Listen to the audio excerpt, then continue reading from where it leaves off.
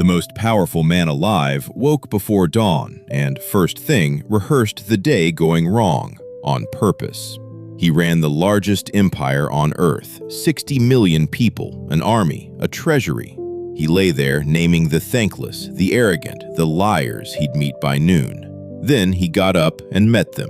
This is that day, hour by hour, each hour handing you a tool for tomorrow. Meet Marcus Aurelius, born in 121, emperor by 40, 19 years on the throne, none quiet. 2 wars, a plague that emptied cities, the general he trusted most turning on him. He spent his nights in an army tent, writing private notes on staying a decent man. Those notes became the meditations. Up front, no incense, no mysticism.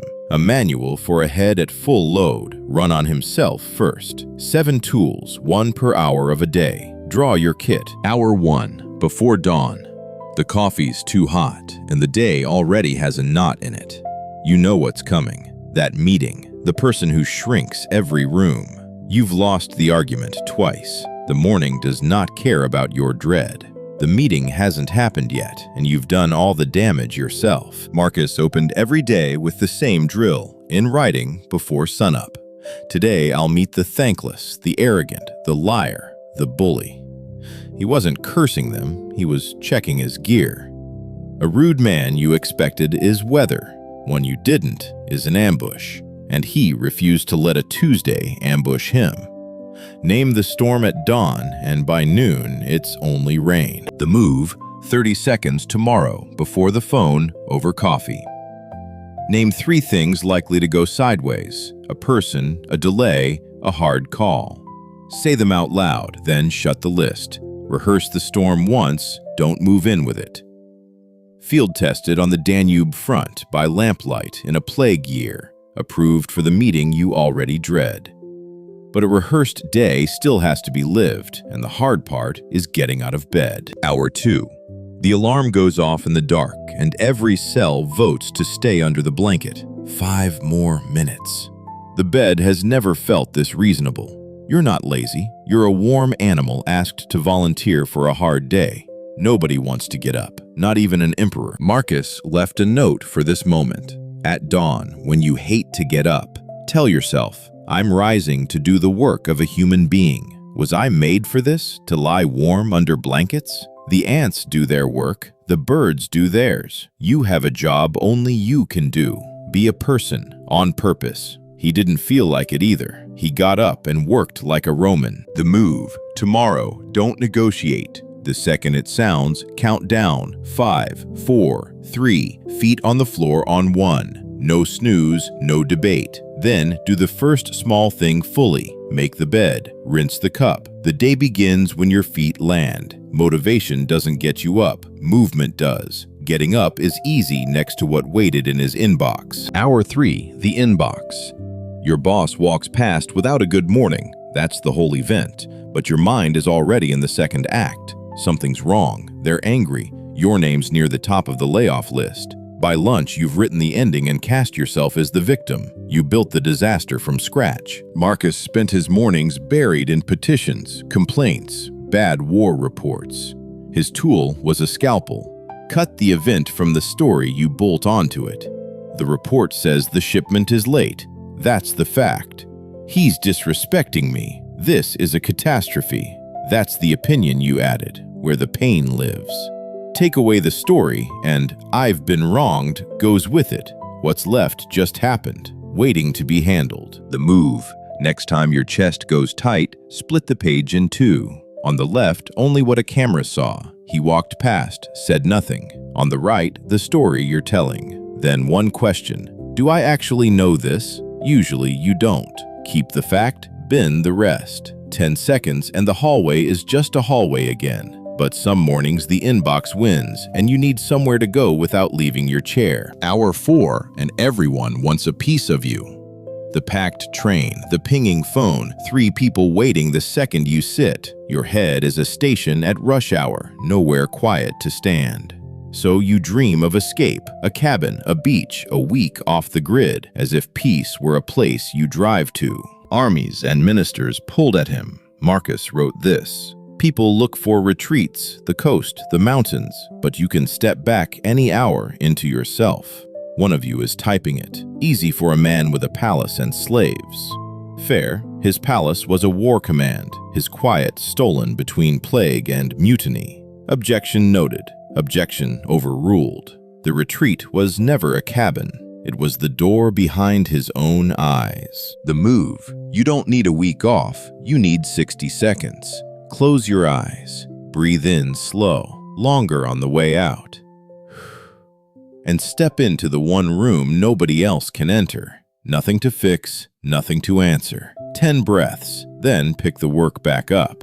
You can't always leave the building. You can always leave the noise. And leaving the noise is how he saw things at their real size. Hour 5, and something small goes wrong in front of everyone. A clumsy sentence, a reply all you can't recall, a joke like a dropped plate. Now it's the only channel your brain will play. You're sure the whole building is discussing it, and you've run the 4 seconds back 40 times. The mistake was tiny. The shame swallowed the whole afternoon. Marcus had a move for a mind stuck on 4 seconds. Rise, he wrote, and look down on the whole earth, its armies and markets and funerals at once. From up there, you can't find your meeting or your building. 60 million lives, each replaying its own 4 seconds. The office does not care about yours. It forgot them by lunch. Your blunder is real, just smaller than your afternoon swears. Height is the cure for a swollen thing. The move?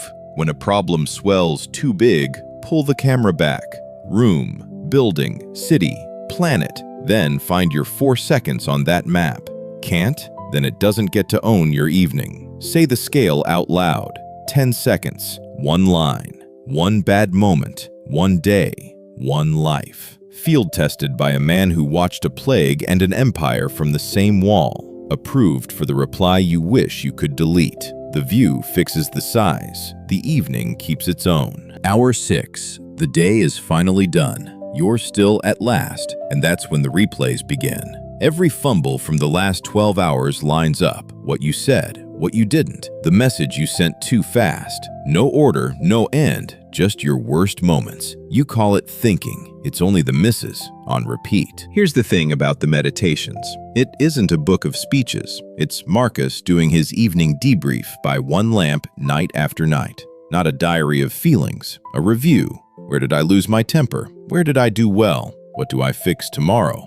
He walked the day through once, then shut it so it couldn't reopen at 2 a.m. A day you review is a day you finish. The move, 3 lines before you sleep in your notes app. 1 thing you did well, 1 you'd redo, 1 fix for tomorrow. Date it and shut it. A debrief, not a beating. I ran this 2 weeks. Week 2, 1 entry reads, too tired, skipped it, felt it next day. The log doesn't flatter you, that's why it works. Close the day in writing and it stops following you into the dark. But writing only closes the days you still have. Hour 7, the serious one.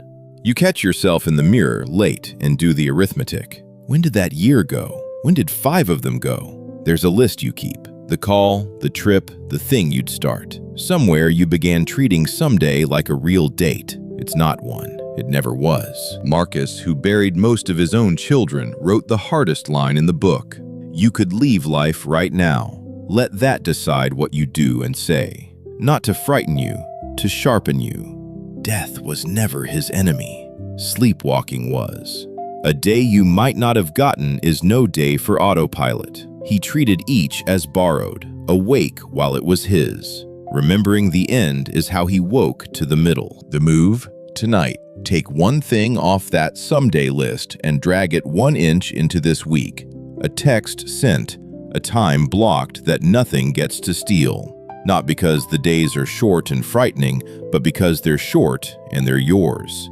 Put a real date on one someday before the days pick it for you. It's small, so do it. Today.